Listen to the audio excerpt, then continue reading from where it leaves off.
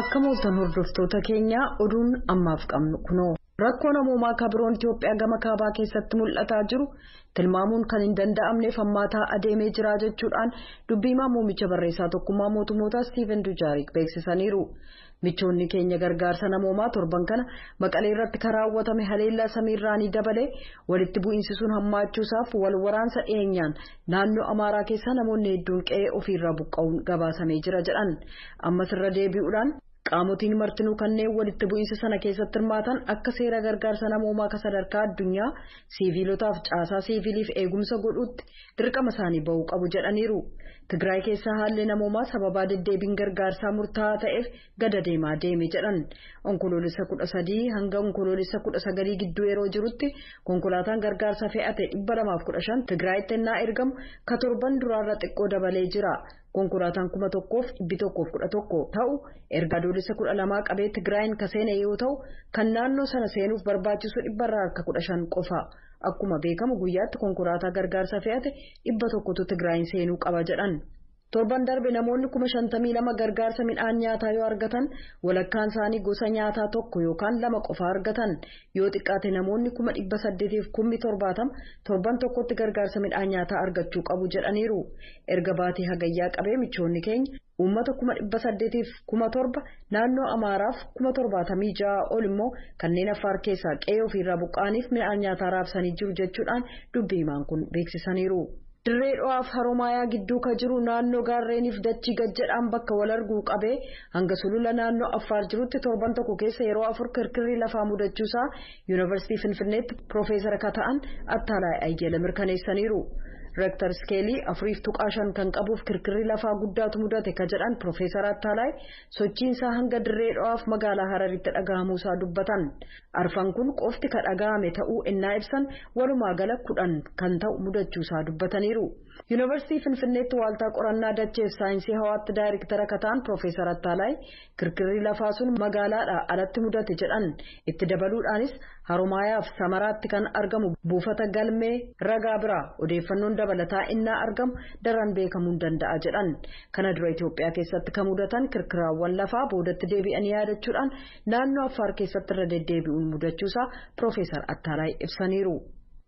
Mootummaa ce'umsaa Sudaan mormuuf jecha kamisa kaleessaa daandilee Kaartuum irratti hiriirri mormii geggeessamee jira. Deeggartoonni walta'iinsa walabummaa fi humnootii jijjiiramaa erga deeggartoonni mootummaa waraanaan hoogganamu bulchiinsa siiviilii mormuudhaan sanbata darbe hiriira geggeessanii booda mormiif daandiitti ba'an.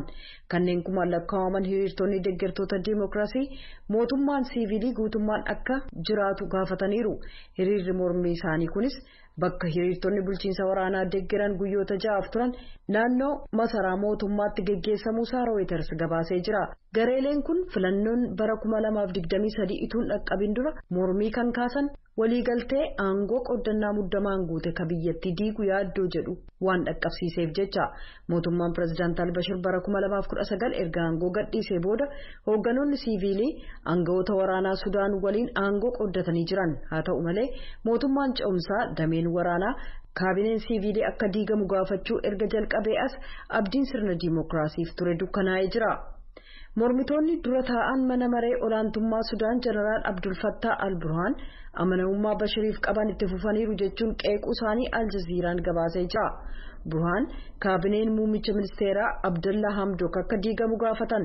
Deeggartoonni Burhaan akka jedhanitti mootummaan Hamdok dinagdee Sudaan dadhabsiise jechuudhaan Associated Press gabaaseera.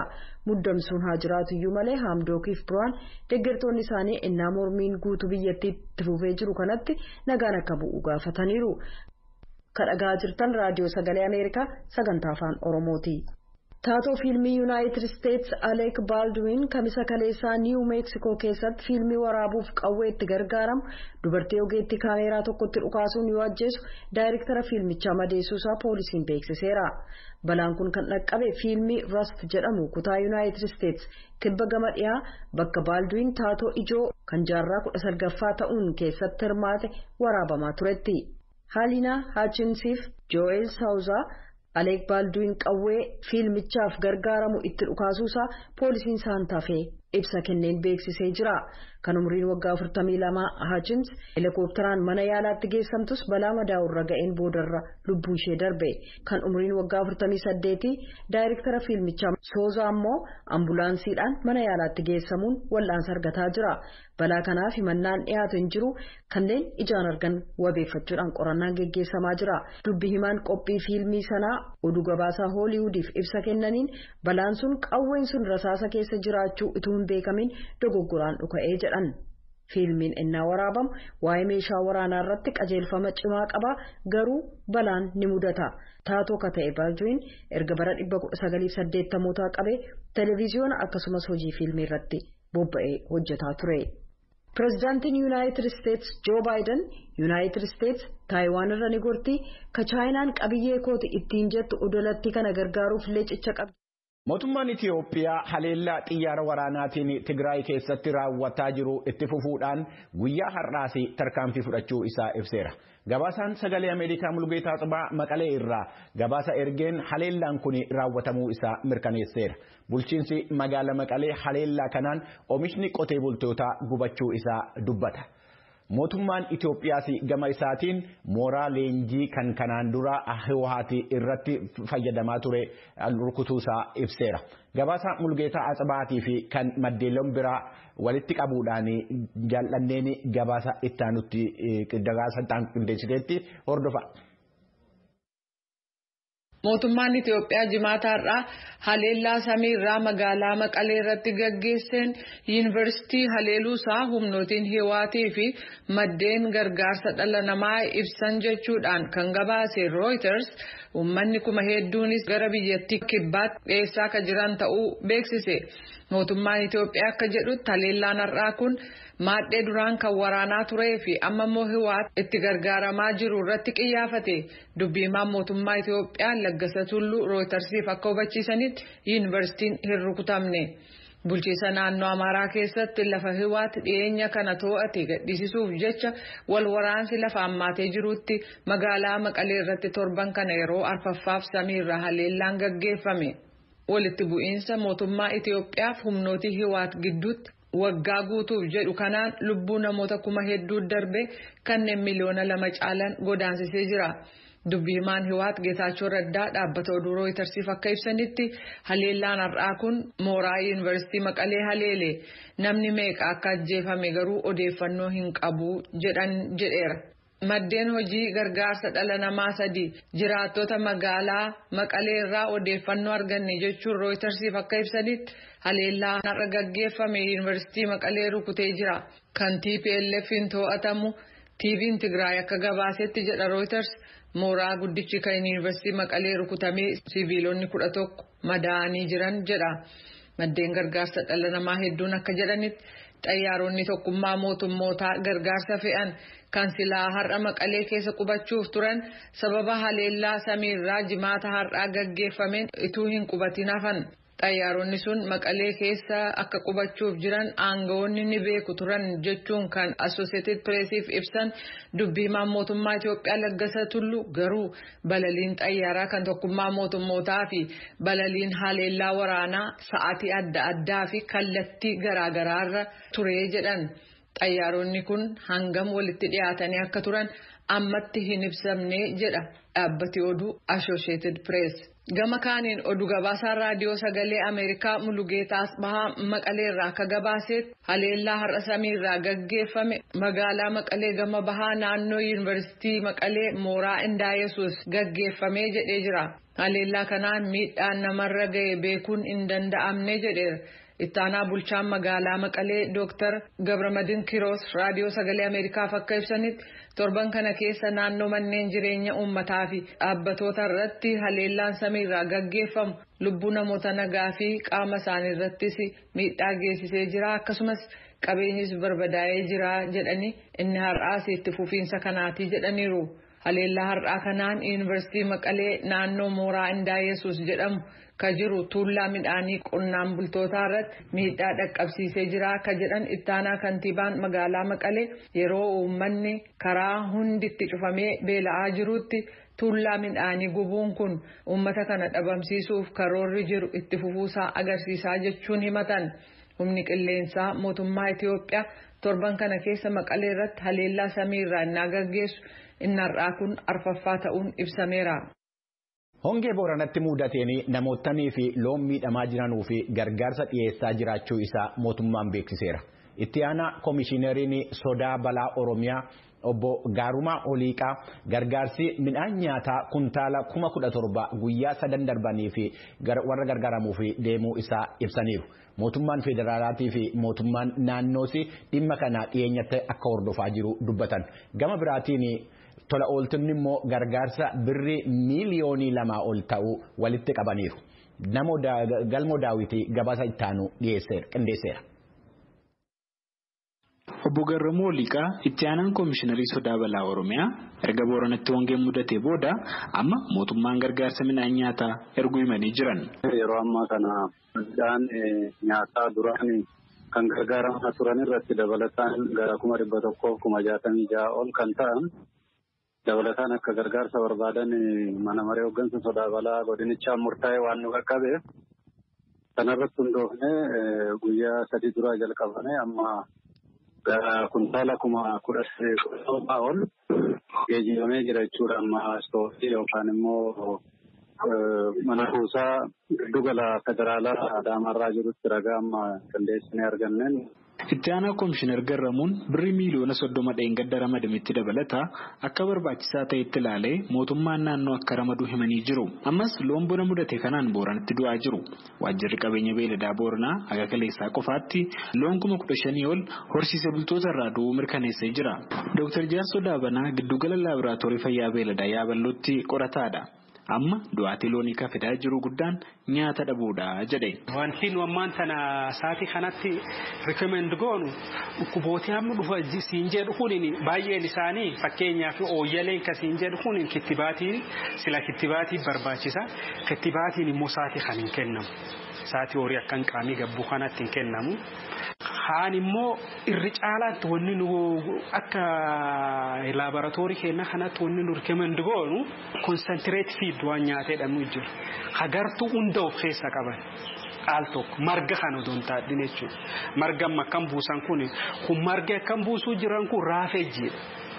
Raafeejji malee horii kan dandamachiiseen kaasu. Gara guutee qoftaa malee kanaafuu yoo jiraate wanti nu recommend goon concentrate feediin akka kennamuufi. Dr. Jaarsoon qorsii fi wanti kan warra horsiisee bulaaf akka dhiyaatuu fi waajjira beeladaa akka guddina Booranaatti gabaasa akka dhiyeessan dubbatee jira dabalataan. Dhaabbilee miti mootummaa hedduu horsiisee bultootaaf gargaarsa dhiyeessaa jiran keessaa takka siifaadha. Dhaabbatichatti hordofaa piroojeektii Yaaballoo kan ta'e Abdurrashiid Godaanaa Bonti Baranaa namoota hedduu miidhee jedha. Duraan dursee wanni waan cufa amma dursu nyaatni horii baay'ee barbaachisaadha. Ganam kana wala mootummaa walillee walga'ii irra turre warri ministeera qonnaa faalleen waan kana yaad keeggachanii maagbii baay'een akka bitamuu danda'u akka garan deemu jira kun waan gaariidha. Tokkoffaa margee dhufuu malee inni lammeessoo margee jala dandatanii asoo waan akka reefu jechaa turkan commercial districting afaan Ingilizaan kan jedhan horiin kun baay'een isaa inni mudua. Bona armaan dura akka daata qabnutu yeroo horiin 300 400 du'ellee ni jira.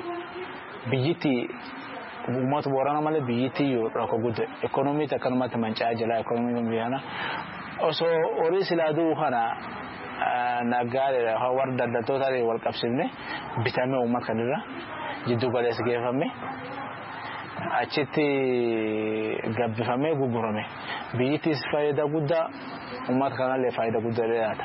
Obbo Galma Gufuu waajjira qabeenya beeladaa godina Booranaatti ogeessa nyaataa fi dheedha horiiti.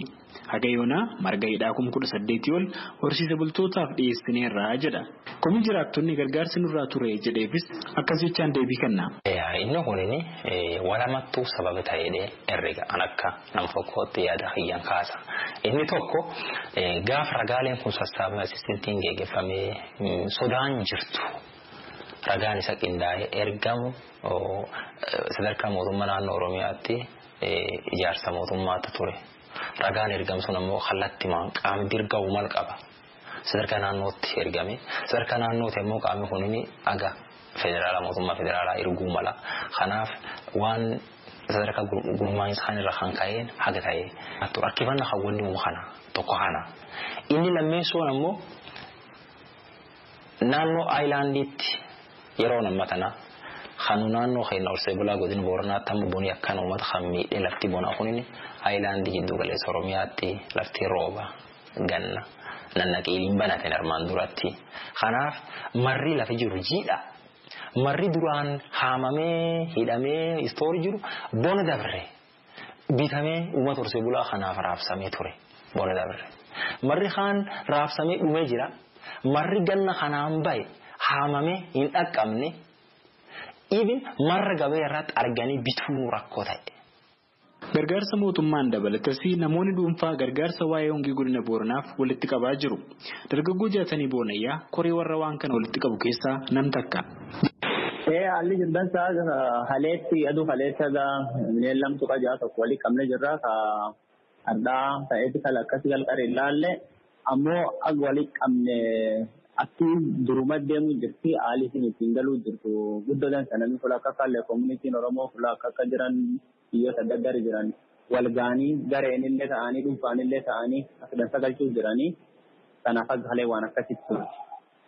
Jaataniin gargaarsa kana walitti qabuun hojja lammataa dhufu akka dhumumime sanduuba akkaataa maluunii uummata biraan dafnee geenyaa jedhe. Itti aanaa koomishinariin ittisa balaa Oromiyaa obbo Garramuunis hagayoonaa gama nyaata beeladaa dhiyeessuun margiidhaan 14,000 ol ergamuu namoonni dhuunfaa sanarratti dabalaan tumsaa jiraachuu dubbatan. Dabalataanis mallattoon hongee godinoota Oromiyaa akka Gujii, Baalee fi Harargee ba'aatti mul'ataa waan jiruufi sanas mootummaan naannoo Oromiyaa itti siqeenyaan hordofaa jira jedhanii jiru.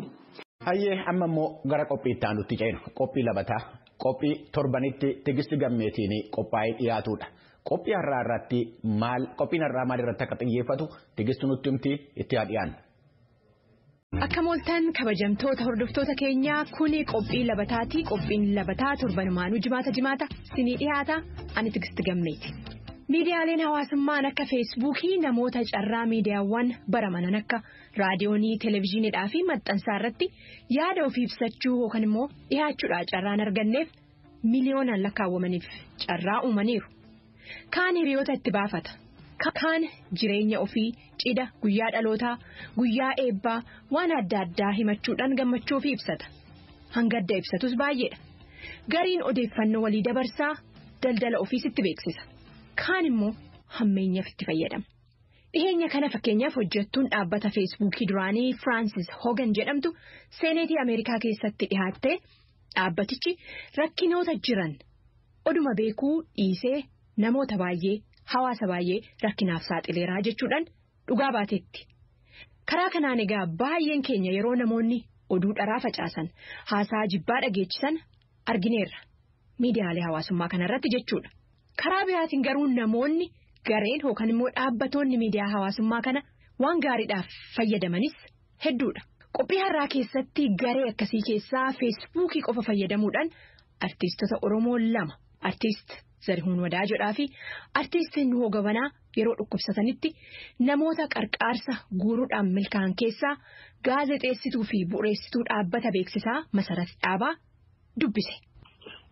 Sooshaal miidiyaan waan baay'ee nu gargaaree osoo miidiyaa isa televezyiinii yookiin reediyoo hin fayyadamiin karaadhuma sooshaal miidiyaa keessaa immoo feesbuukii fayyadamuutiin namoota rakkataniif qarqaarsa walitti guurree jirra jechaadha.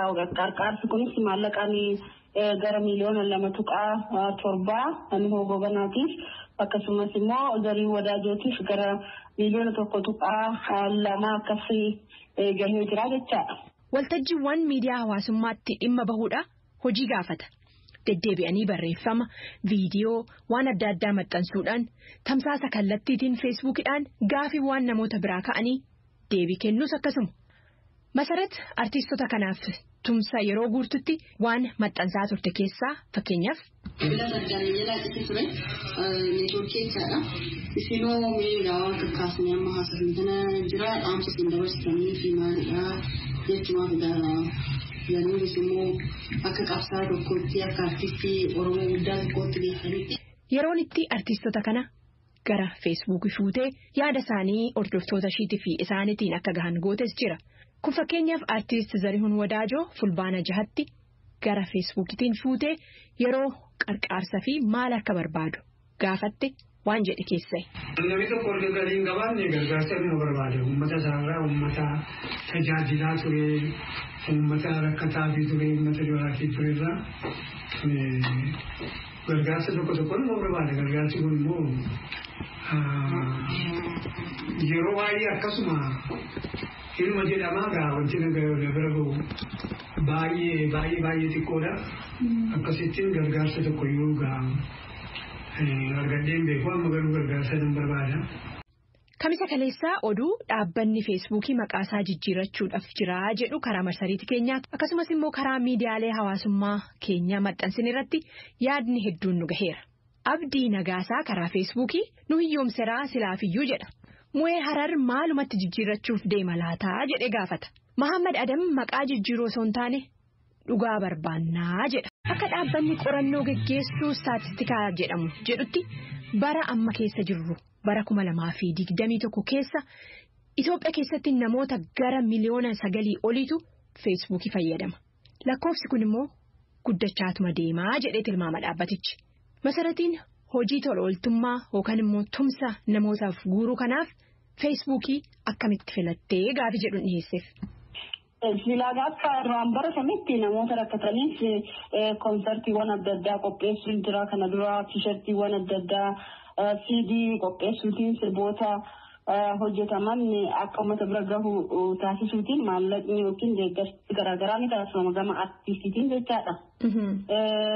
Garuu otoo sooshaal miidiyaan jiraachuu baatee keessattuu amma yeroo koronaa kanaa namoota baay'ee walitti qabuun hin danda'amu. Sababa kanaan wanti sun milkaa'uu hin danda'u jechaadha. Kanaaf sooshaal miidiyaan baay'ee nu gargaaree jira keessattuu feesbuukiin jechaadha. Karaa biraatiin dhiyeenya kana odeeffannoon Boorana keessatti sababa hongeetiin loon kumaan lakkaawwaman dhumuudhaa fi hawaasichi rakkinaaf saaxilamuu erga dhagahamee booda namoonni qindaa'uudhaan karaa miidiyaa hawaasummaa deeggarsa guuran milkaa'aa akka jiran karuma miidiyaa hawaasummaa kana ibsaatii jiran. Yeroo adda addaatis akkanuma namoonni waltajjii kanatti dhimma bahan hedduudha. Masarata akka namaa waggoota baay'eedhaaf feesbuukitti dhimma baheetii fi hordoftoota 449 ol horateetti akka itti namoonni waltajjii kana dhimma bahan irratti waan argite akkanatti ibsiti. Egaa sooshaal miidiyaa kana karaa lamatti gargaaramuu dandeenya. Tokko karaa gaariitti gargaaramuu dandeenya. Namoonni maqaa sobaatiin maqaa namaatiin moggaafatanii nama arrabsaa oolan oduu sobaa odeessanii akkasuma jiru. Inni immoo dhugaa maqaa isaatiin maqaa beekamu tokkoon immoo dhugaa sabaa rakkoo sabarra gahus immoo addunyaatti mul'isus akkasuma jira. Rakkoo hawaasaas immoo kan ittiin furru akka keenyaa kana inuma jira jechaadha. Kanaaf dhugaadhaa. Wanta hin taane tokko ta'e jedhanii addunyaa irratti waan uumamni tokko uumuutiin namni akka rifatu namni akka wallalu taasisuu keessattis gahee guddaa qaba. Garuu dhugaa sabaas dhugaa uummataas dhugaa biyyaas immoo mul'isuu keessattis akkasuma jechaadha. Dhumarrattis muuxannoo ishiirraa Masarat mala na fayyadeera jettu akkanatti ibsiti. Kanaaf baay'ee oduun qulqulloofnes hin dabarsu. Maaliif hordoftoota 100 fi gara 50 dhiyaatanii qaba. Waan hin qulqulloofne tokko hin raabsu sheeriin godhechaadha. Namoota hin qoodu. Waan odeeffannoo qaburratti yeroo baay'ee nan hojjedha. Dhugaa uummata kiyyaas immoo waan naquuqu waan natti dhagahamu karaa adda addaatiin barreeffamaan nan ibsadha. Soba hanga danda'een ofan eeggadha. Dhugaadhaaf immoo hanga dhumaatti inumaan falmaa jechaadha. Kanaaf eeyyeen dhugaadha. Wanni akkasii karaa hundaanuu ni jira jechaadha. Dhugaa irratti hundoofnee keessattuu waa'ee saba keenyaa yoo haasofne dhugaan keenyaa dubbatamee dhumu dhugaa baay'ee qabna waan ta'eef sobaan wanti addunyaa burjaajessuunis hin jiru. Dhugaan keenya garuu dhugaa lafa jirtuyyuu baay'ee fudhatama qaba jechaadha. Garuu sobaan waan oduun qulqulloofneen uummata burjaajessuun homaan hin fayyadu jechaadha. Miidhaa isaatiitu baay'ata. Yeroo baay'ee hidhamtoota siyaasaatiin wal qabatee yeroo tokko oduun taane hin facaafamu. Namoonni kun deeggartoota baay'ee qabu. dargaggeessi jira, jaarsi jira, kan dhukkubsatu jira, kan fayyaa qabu jira. Sababa isaaniitiin illee balaan adda addaa irra ga'uu danda'u. Magarratti ani sun nama na sodaachisa. Waan dhugaa beeku taanaan dafeen uummataaf ibsaa jechaadha. Kanaaf hundinuu kanatti dhimma ba'uutiin rakkoo uummata keenyaas hawaasa keenyaas galmaan ga'uu dandeenya. Fakkeenyaaf namni tokko Oromoo miliyoona 50tu jira jennee jirra. Qarshii tokko yoo walitti buusnee miliyoona 50 qabnaa jechaadha. So rakkoo keenya baay'eetiif rakkoo keenya 50 ta'uuf furmaata ta'uu danda'a. Karaa saniin warreen hordoftoota baay'ee qabaniif waan gaarii irratti otoo dabarsanii rakkoo hawaasa keenyaa dhugaa uummata keenyaa isa lafa jiru san otoo addunyaan gahanii inni gahaadha jechaadha. Sanarratti nana hundinuu karaa saniin otoo fayyadamee bu'aa guddaa argamsiisuu danda'a yaada jedhuun qaba.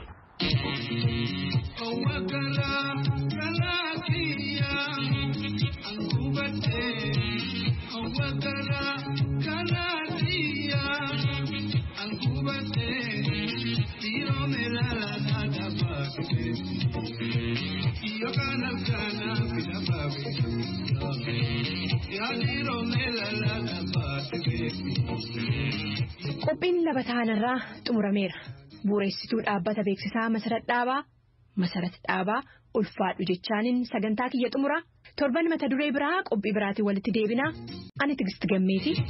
Nagahan.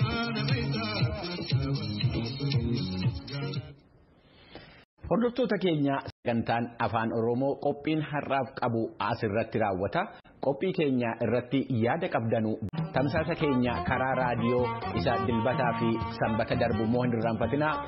Wixata qophii idileetiin amma walitti deebinutti bakka jirtanitti fayyaa ta'aa.